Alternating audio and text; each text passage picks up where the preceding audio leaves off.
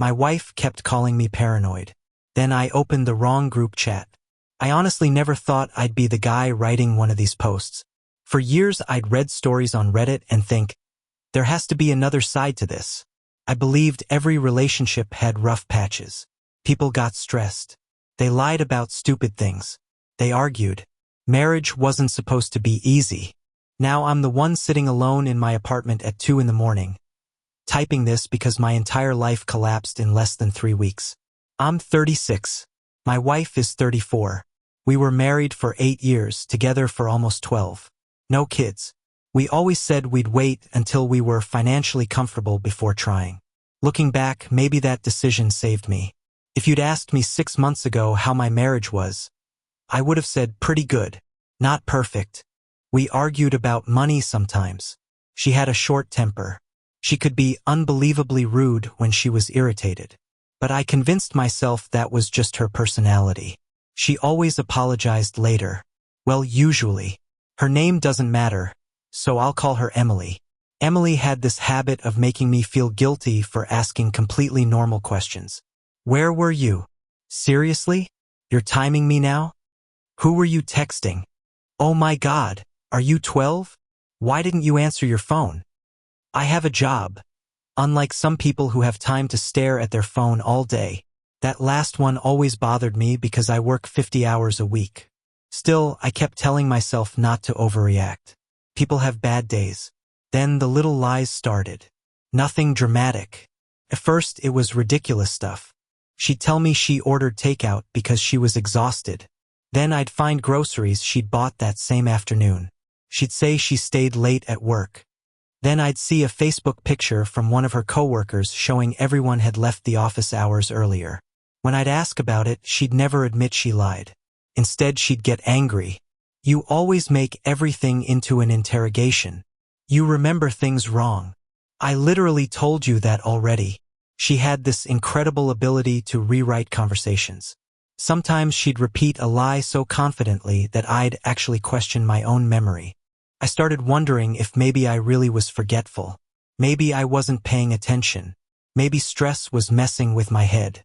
I know people throw around the word gaslighting online way too easily, but that's exactly what she did. Constantly. Every disagreement somehow became my fault. If she forgot to pay a bill, you were supposed to remind me. If she snapped at me, you know I hate when you ask questions after work. If dinner burned, you distracted me. Nothing was ever just her mistake.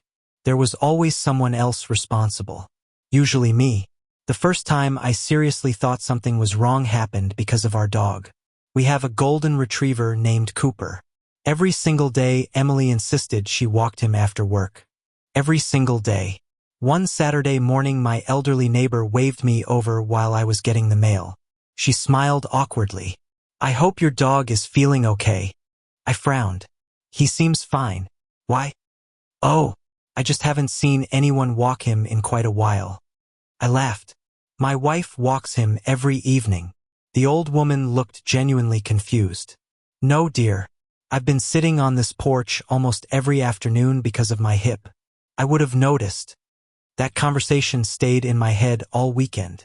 Monday I got home early. Cooper exploded with excitement the second I opened the door. Not unusual, except the leash was hanging exactly where I'd left it that morning. Dry. Untouched. His water bowl was empty. His food hadn't been touched either. Emily came home an hour later carrying a coffee.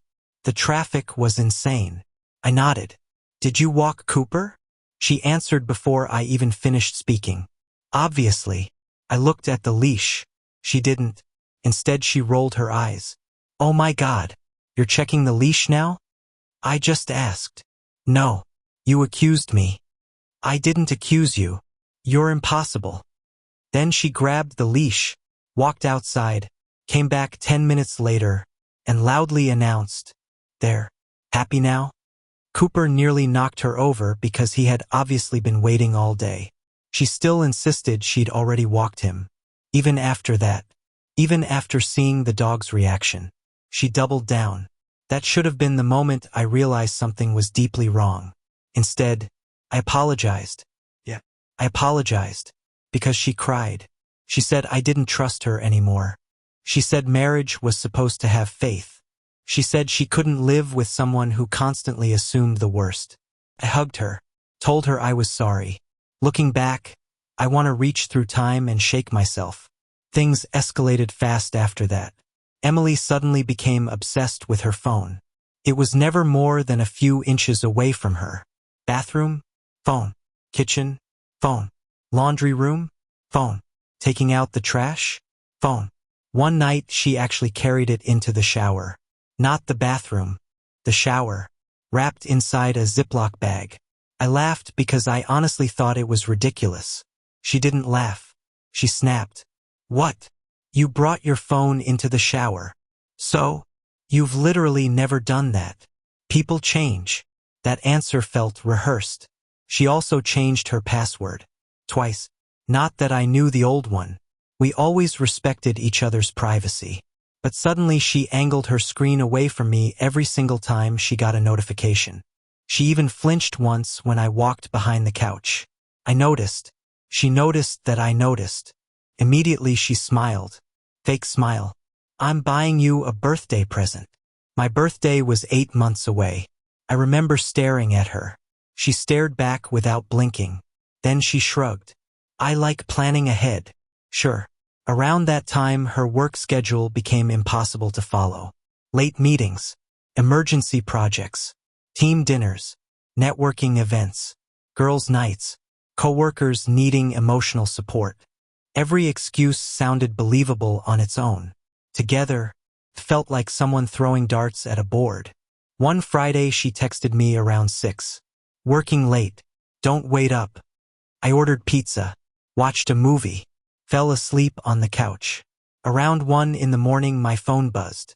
Unknown number. I almost ignored it. Instead I answered. A man's voice. Is this Emily's husband? My stomach tightened instantly. Yes.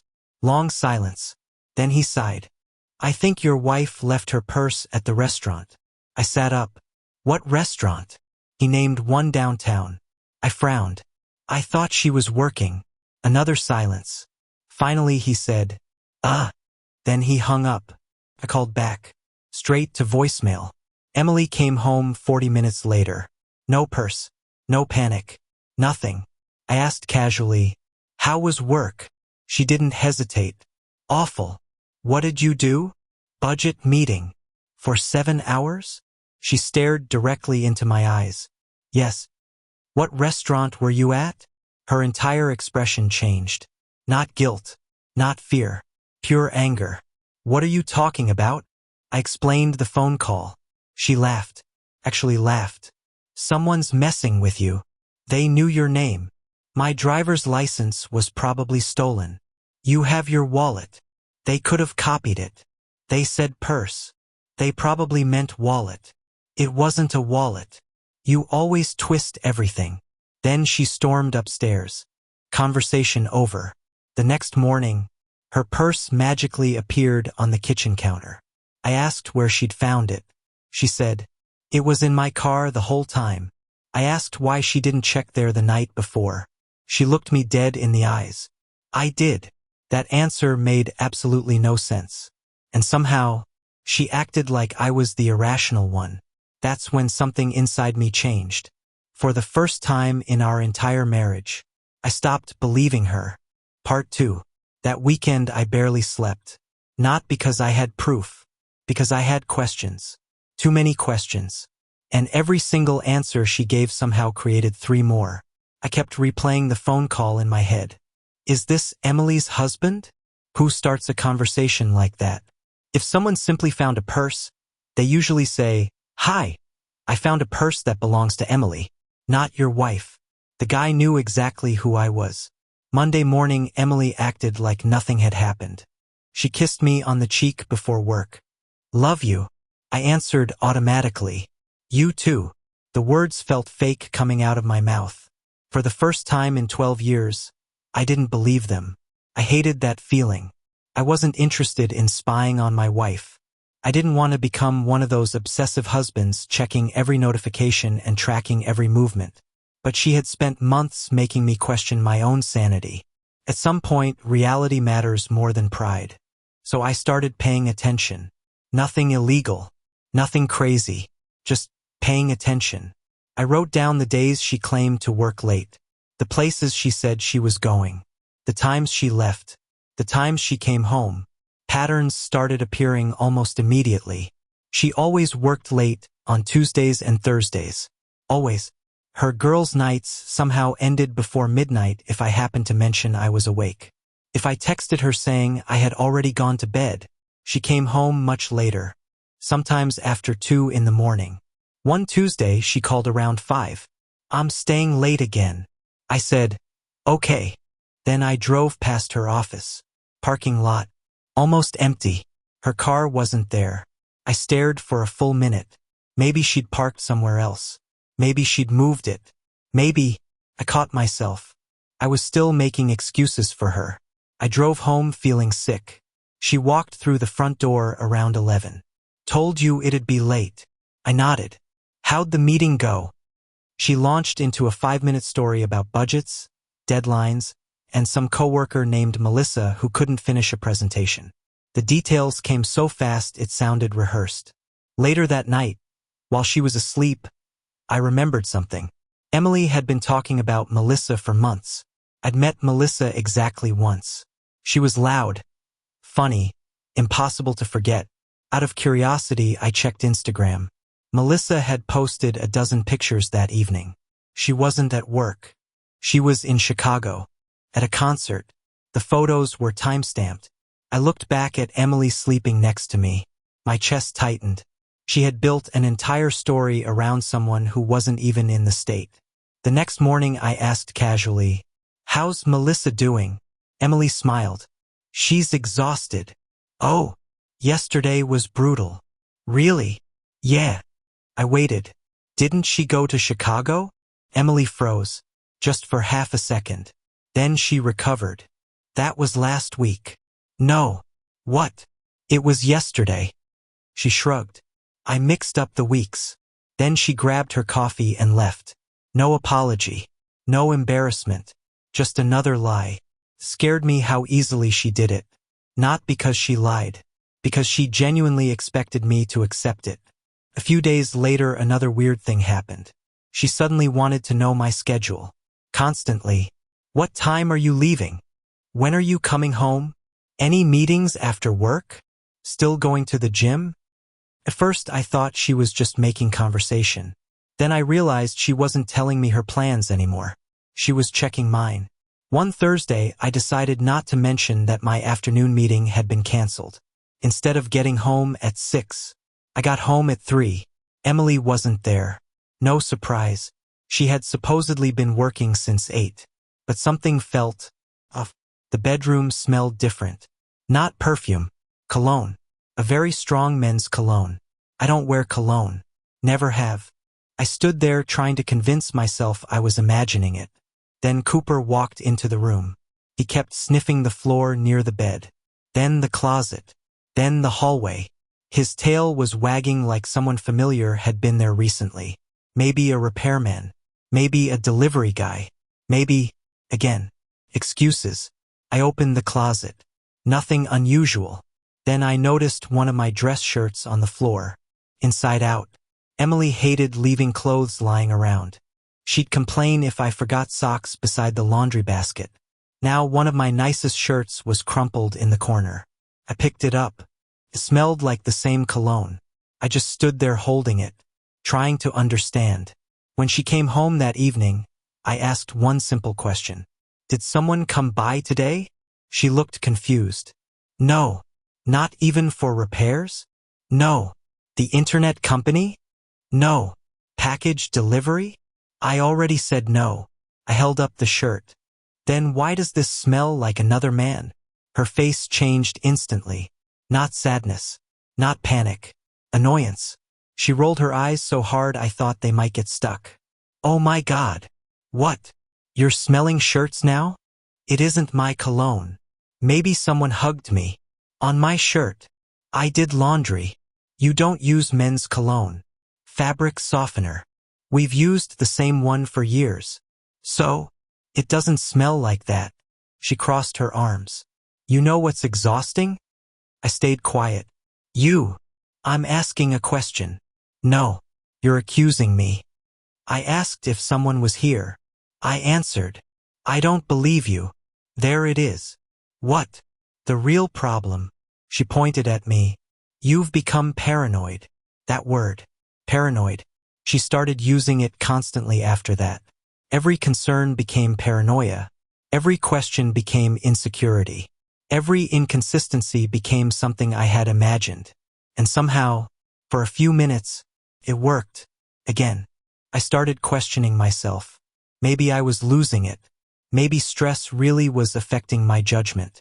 Then something happened that completely shattered that possibility. Saturday afternoon, we were grocery shopping. Nothing unusual. Emily walked ahead while I grabbed drinks. A guy about my age passed by us. He looked at Emily, then at me. His face turned white. He immediately pushed his cart into another aisle. Fast. Way too fast. Emily saw him too. I know she did, because all the color drained from her face. Who's that? I asked. I have no idea. She answered too quickly. We continued shopping. 10 minutes later, I caught her secretly looking down another aisle. Looking for him. She wasn't even pretending to shop anymore. Just searching. When we reached the checkout, she suddenly remembered something. I forgot toothpaste. I'll get it. No! She almost shouted. I'll go. She disappeared for nearly 15 minutes. There is absolutely no universe where it takes 15 minutes to buy toothpaste. When she came back, there wasn't any toothpaste in the cart. I didn't say a word. She didn't either. That night, she took her phone into the bathroom. 20 minutes. Then another 10. When she finally came out, she looked irritated. What? I asked. Nothing. You seem upset. I'm tired. She went to bed without another word. The next morning, I found the toothpaste sitting in the trunk of her car. Still in the grocery bag. Unopened. She had never forgotten it. She had gone to meet someone. I just didn't know who.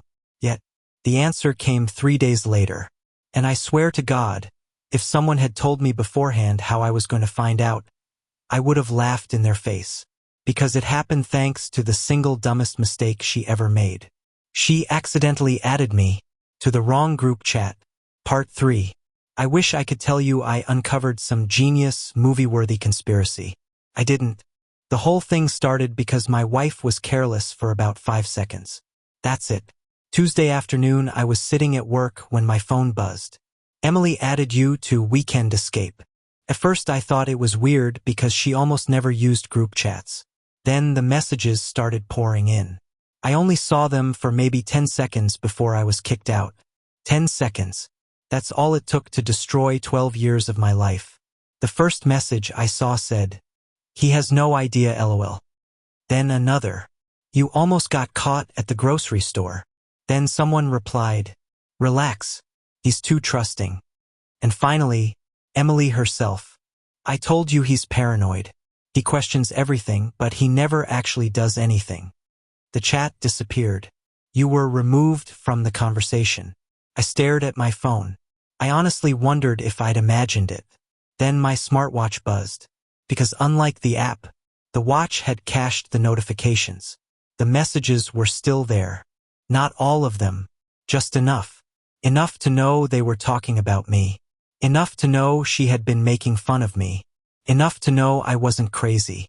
I took screenshots immediately. My hands were shaking so badly I almost dropped the phone. For nearly an hour I couldn't concentrate. I kept rereading the notifications.